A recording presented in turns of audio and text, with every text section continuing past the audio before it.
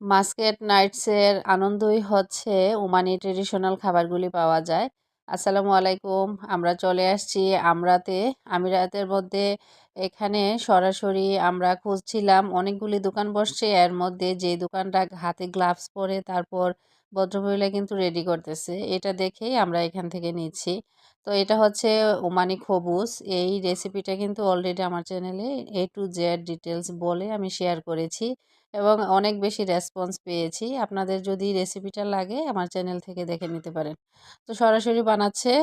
প্রথম দিয়েছে ব্যাটারটা, যেটা রেডি করে রাখা থাকে। তারপরে দিয়েছে ডিম, এর মধ্যে দিবে মেয়োনিজ, তারপরে চিপস। এটা দিয়ে নাদিয়া ফয়সাল নুসরাতের জন্য বানাচ্ছে।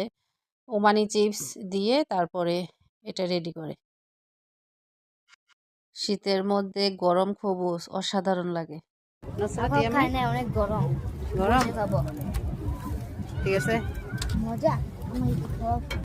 এখন বানাচ্ছে আমার জন্য এবং আপনাদের ভাইয়ার জন্য। তো আমরা চিপস নেই নাই, চিপস বাদ দিয়ে আমরা নিয়েছি মধু। তো ডিফারেন্ট এতটুকুই। এই তো রেডি হয়ে গেল। তো আপনাদের কাছে কেমন লাগছে সবাই কমেন্ট করে জানাবেন। সবাই ভালো থাকবেন। আল্লাহ হাফেজ।